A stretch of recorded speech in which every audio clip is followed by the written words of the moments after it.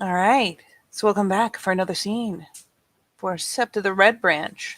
Following our prior series of outbursts. Pardon, I had a yawn. Um,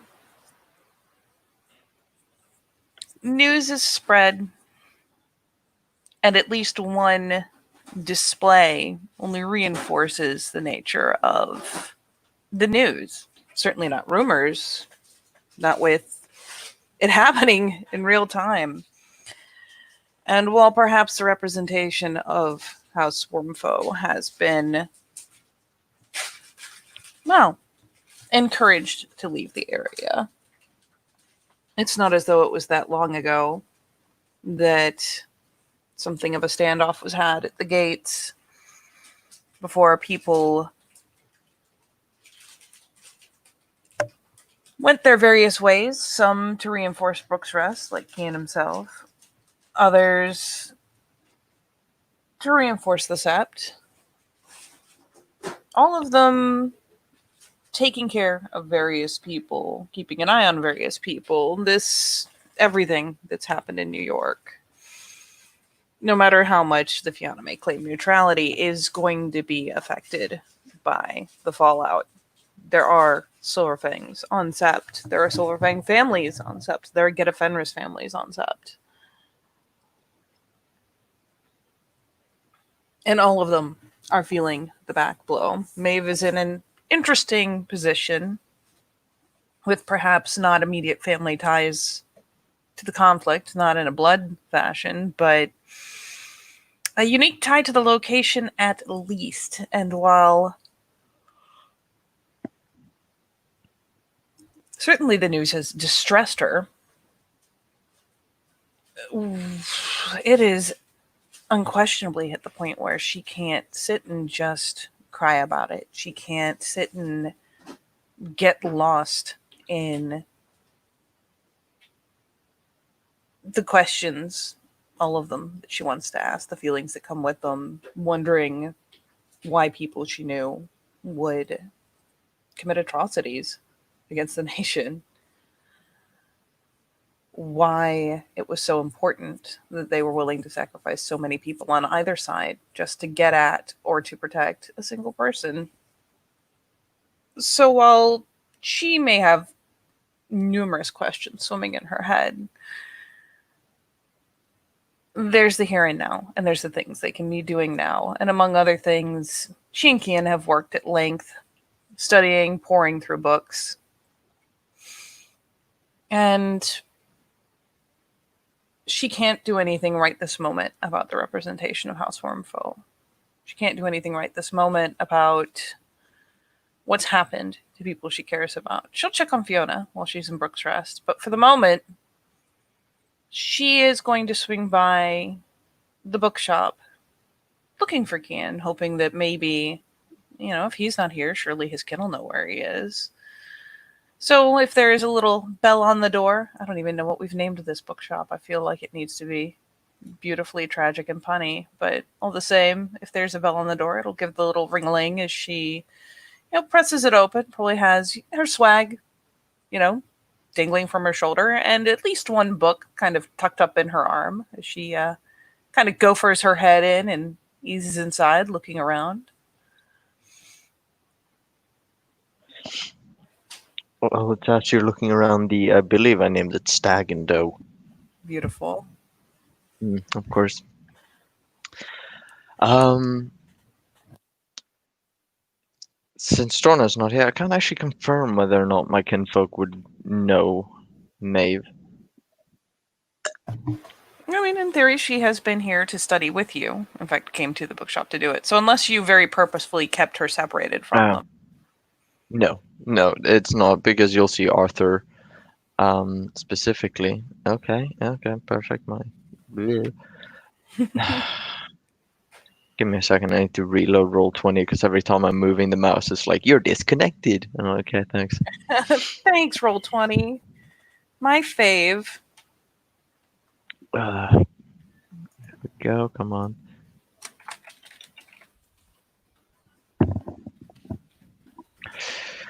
There we go.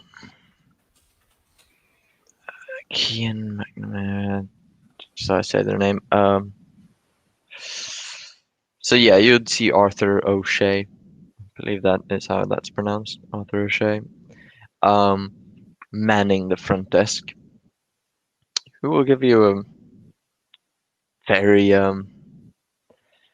polite, very big smile, um,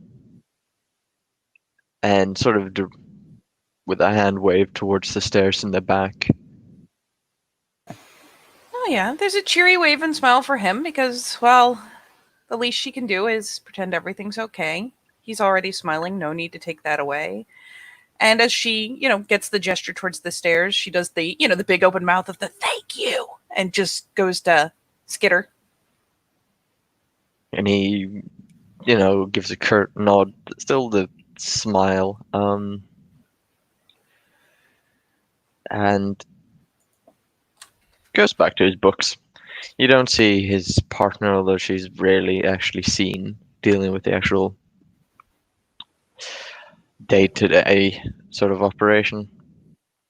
Who knows what she is doing in the back rooms? But now upstairs, you'll find your way to the office. Then you've been there before at this rate. Then Hmm.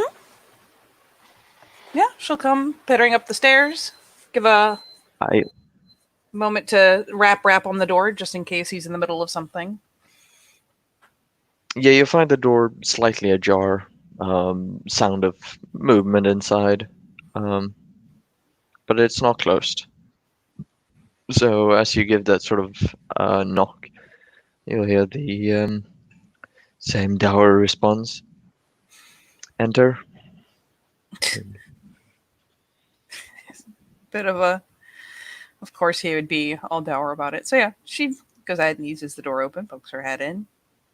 Hey. Oh, Lady Macion. Mhm. I thought I heard the bell. Sorry. It's all right. It's all fine. Everything seem okay around here? Thankfully, uneventful for now. You see, he has the exact same research you saw last time still out on the table. Wouldn't go as far as saying maps and threads hanging from the wall, but it looks like a table and a desk, which is currently being used for research. Pens, a lot of marker pens, paper copies of printed copies of pages and notes. Um, please have a seat. Oh, yeah. She'll come on in and, just ease the door that mostly shut behind her again. And we'll take the seat. And with the book, we'll set it on her end of the desk. The cover just says the complete caving manual, Okay. which admittedly seems a bit silly, though she flips through the pages a bit and finds one. And I mean, you can see at a glance if he glances back, like the fuck. She flips through Mm. and finally eases out a page that has obviously been tucked in. I have something that might help with our plans to go delving. That's good news. May I see it? No, of course. Yeah, she'll essentially hands over handwritten notes on a talon and the crafting of it,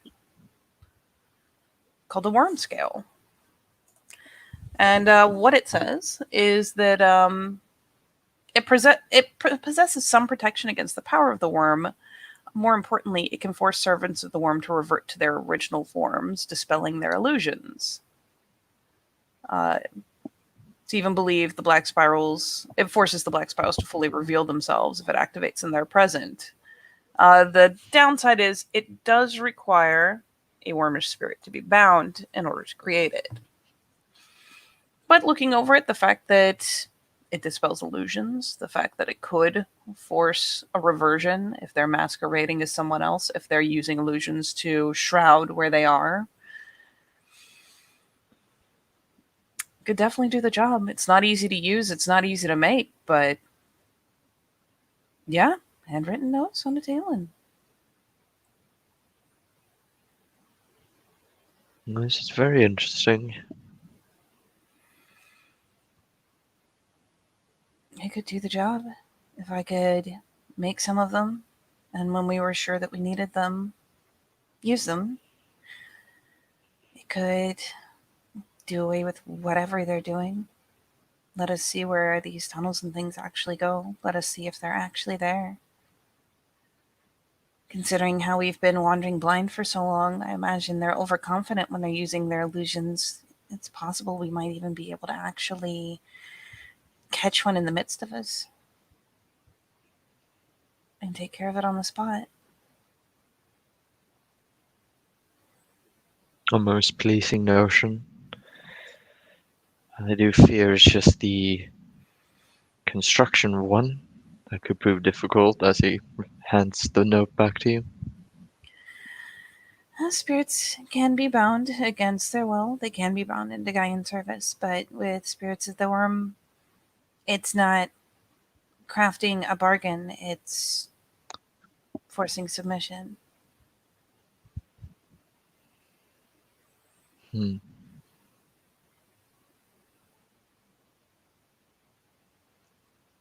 Well, that is what we're here for, after all.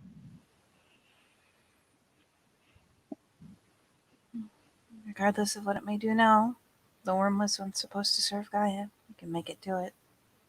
It won't like it, but we can make it do It'll it. do it.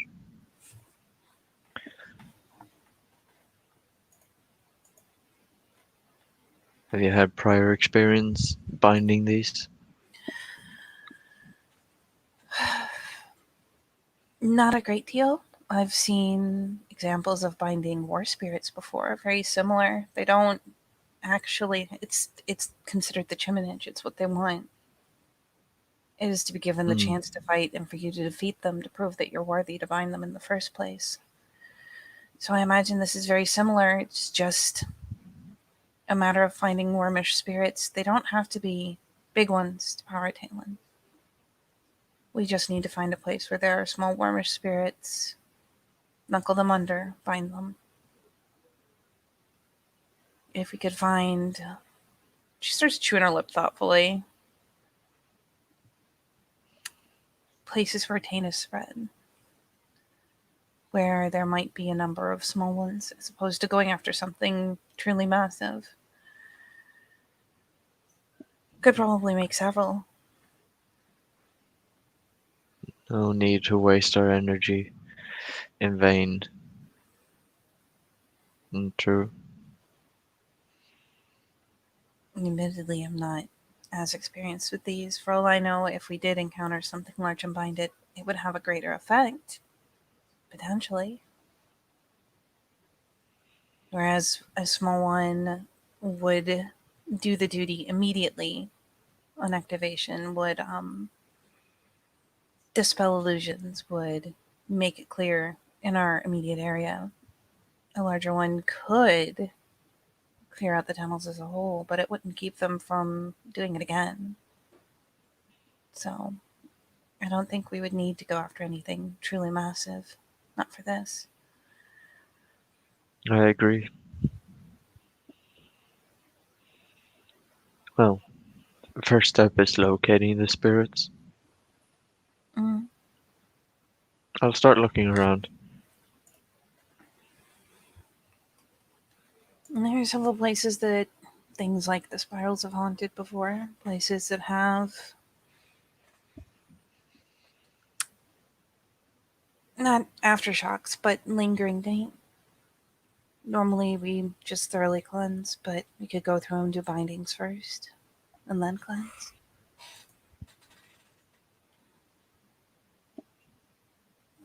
Yes, that sounds good.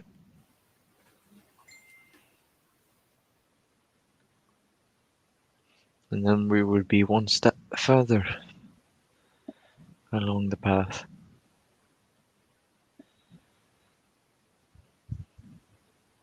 Hmm.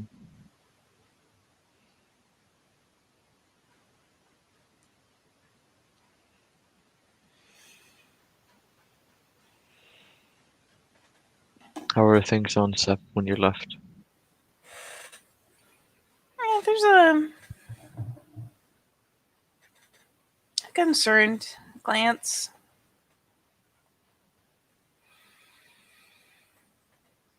Very tense. Nobody's happy.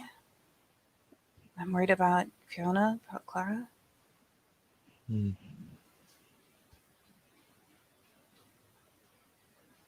Is that the general who found was von Fremont? They did.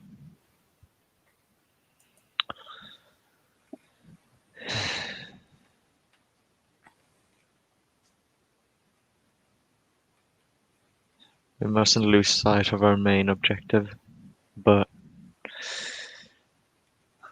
I fear much of our attention will have to be diverted for now. A divided house falls easy. It does. Where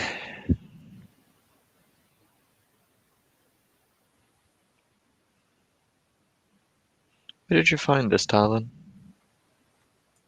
He just lifts up the book, offers it over. The book was Takes sent it. to me anonymously. Had the page for the tail end tucked in.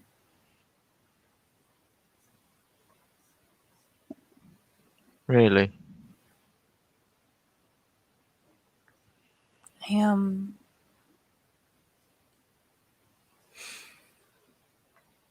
I think the order is keeping an eye on what we're doing and is doing his best to help without being seen helping.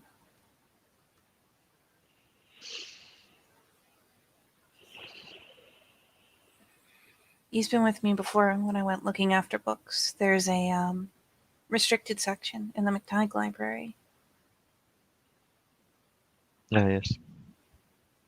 and I've been in there once, met him there, and he seemed to know what I was looking for before I said anything about it. Left the book out for me, since it was one of the ones I wouldn't have been able to go get. When you're in the restricted section, they have a kinfolk keep an eye. Make sure that you're not digging into things you're not supposed to know about, not supposed to, isn't appropriate for you to dig into,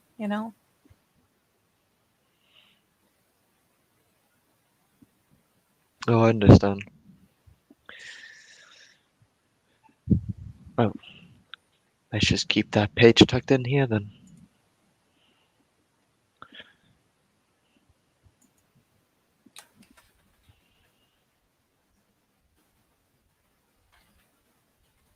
Would you like some tea? It would be wonderful.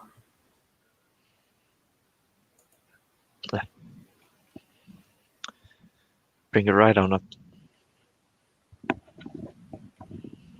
Yeah, she settles and just kind of lets him go ahead and go do his thing. Ends up kind of rubbing her face.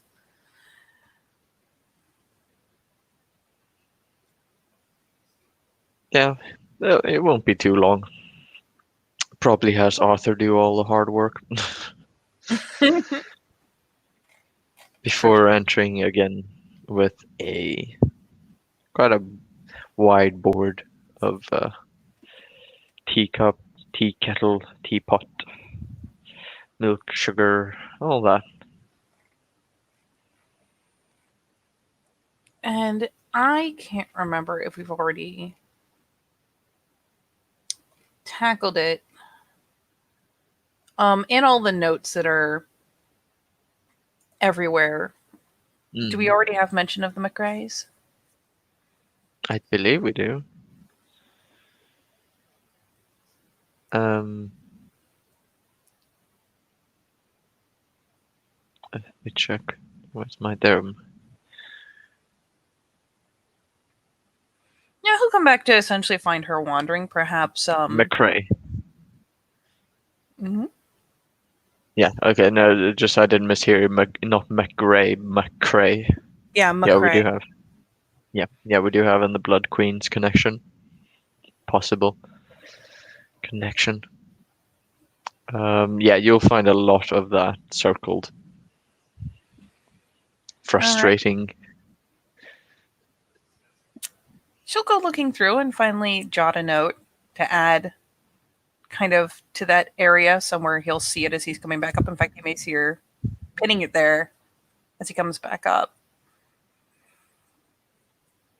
A note saying that when James' family home was explored before the location was destroyed, it seemed that a member of the family was researching, had papers, had books, and most of them had been demolished. But there was mention, pages, notes of the McRaes there, about the last one vanishing without a trace 10 years before the Red Jet Stag Revolt. Hmm. But the fact that it showed up there in a place where a family was utterly annihilated with only one kinfolk remaining and, well, Kian's seen what kind of state Jane's in.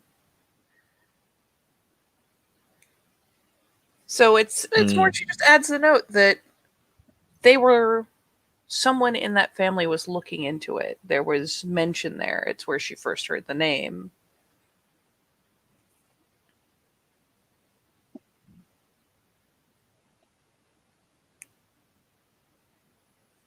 She kind of adds it to the board. Glances over as he comes back with the tea. He gives it a look over, and there's that sort of quiet contemplation for a few moments.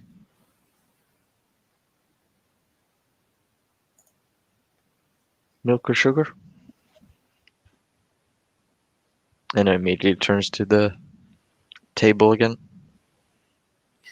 Oh, both. She comes over and, abandons the note for him.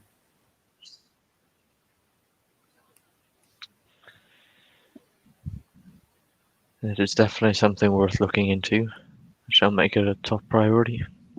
As he hands you the saucer. She takes it. It's also the first place that we did see those odd, what is it, mold? Moss? Growing on the blood? Hmm. It was there. There are places where things were written on the wall, translated to Connor McNamara Lives. Some of it was written in blood. Some of it had already turned completely green by the time we came, covered in that moss.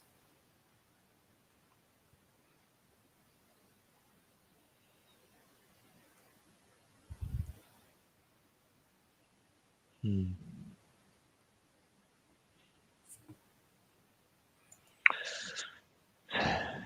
They do like spreading foul corruption everywhere. They do. Anything they touch.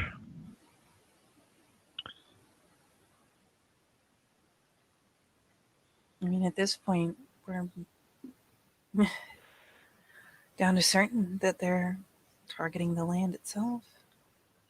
They really are trying to spread it as far as they can, because if we're fighting to clean up after them, we're not fighting them. Most of that place was destroyed, wasn't it? She sucks in her breath after, taking a sip of tea, just like, phew. When we went to look through it, I think there was something in the basement. Seamus told us after we left. There was something he'd been trailing that led down there, but we didn't know while we were pushing through the place, and we went to go upstairs to clear it out, make sure there was nothing waiting to jump on us so we could take our time. And there was something waiting. And the last time we fought a creature like that, she kind of like gives the bleh, this massive vein in the Tellurian. Massive pain. Hmm. It took multiple packs, and I had to make a pact with the storm. This time, it started to pull itself together as we were looking room to room.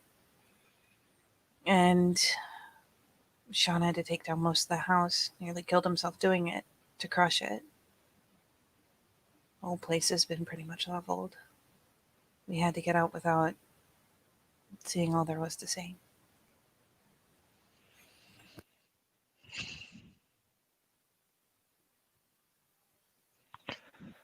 And we have to return. Sort through the rubble. There's something about that.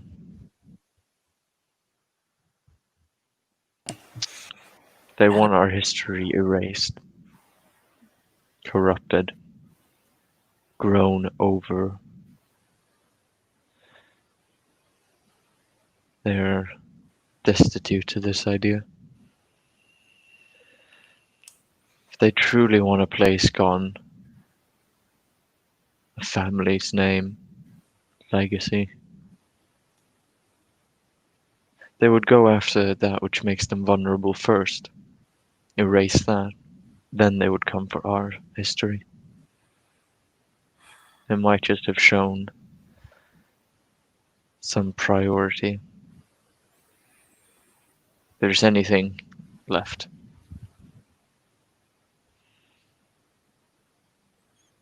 Well, You could try talking to Oshin. I don't know. There's a scrunch of the face almost. I don't know if you've gone to the McTighe Library. I don't know how they've reacted, but if you talk to Oshin, he could probably help you get into the restricted section. And I imagine if there's deeper information on what happened than what's in the records that are kept public, it'd be there. And if there's anyone who's suited to see things that might have tied back to your family, back when it all happened, would it be you?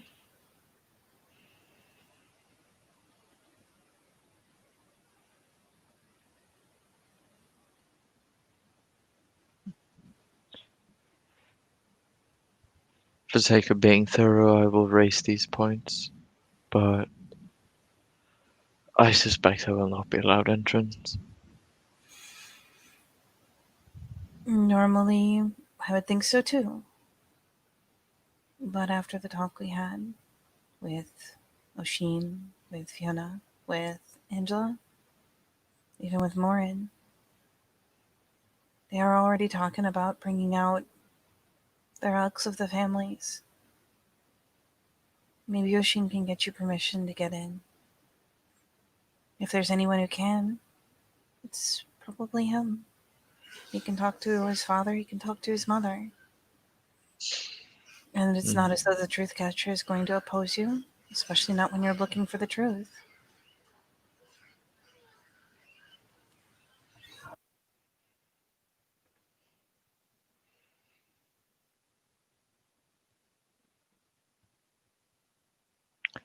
Let it never be said that I underestimate your capacity for intrigue. Intrigue. It's a bit of a smile. I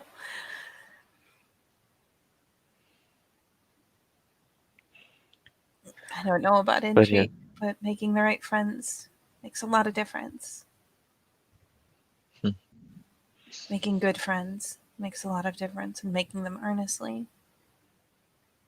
Ashina's those are in short supply. the heirs to the families, the kinfolk heirs. All of them are incredible people. Warren included.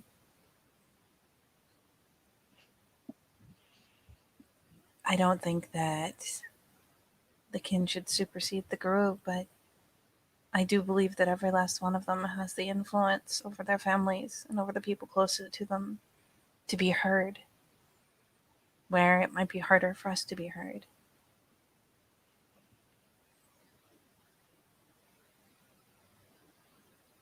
They have a part to play before the end. That's for sure. before the end.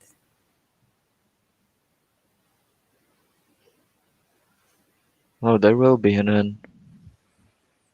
There always is. But why would you be looking ahead to it?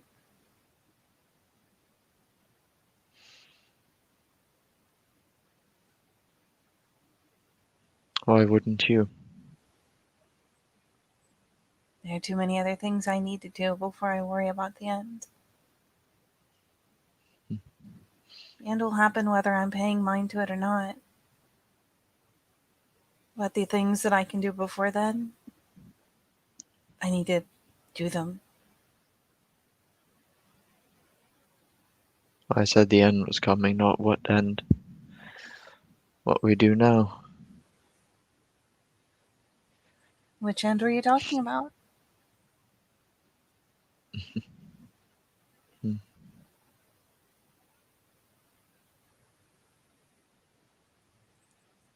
I should say, whose end were you talking about? Not an optimist, Lady Macphail. No. You don't seem like one.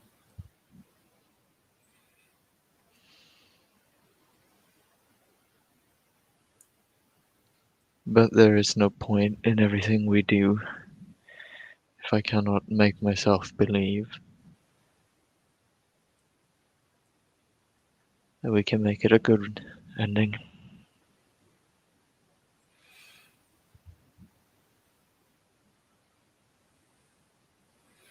And she does reach over to just kind of glance at the cover of one of the books he has pulled out.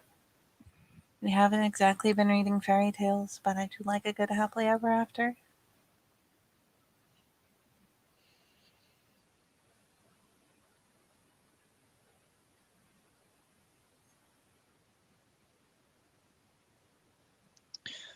Yes, I suppose we can hope.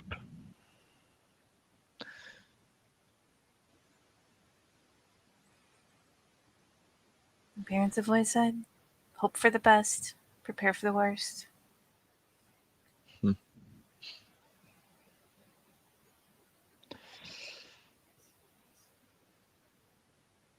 And don't forget, fight for your life in between.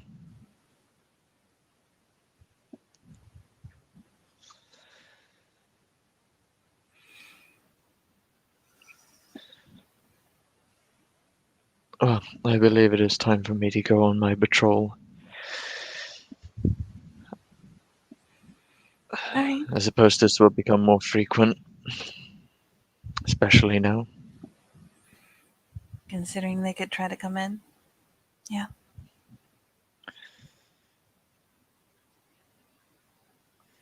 It is unpleasant the amount of time we guru spend watching our back for other guru.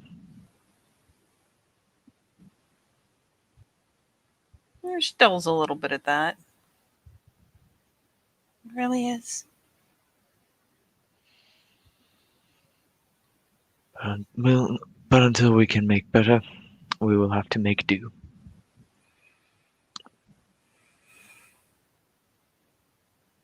I'll walk you out. Oh, of course.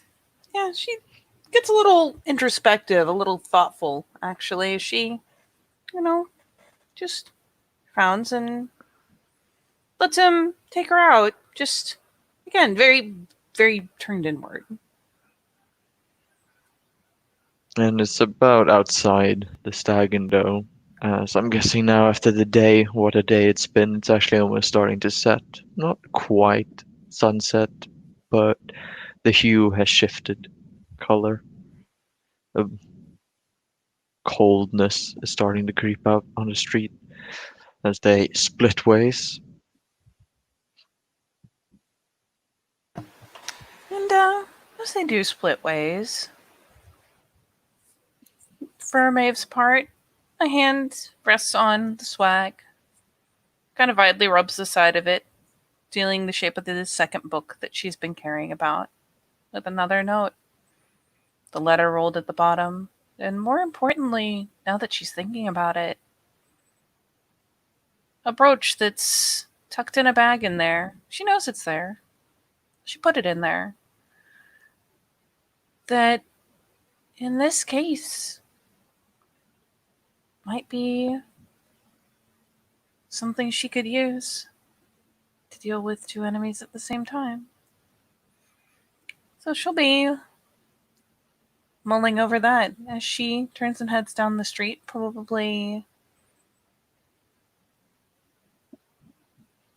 looking to the direction of where Albert's pack has been staying anew. Going to check on them.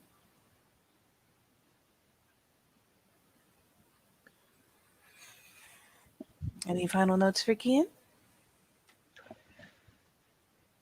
No.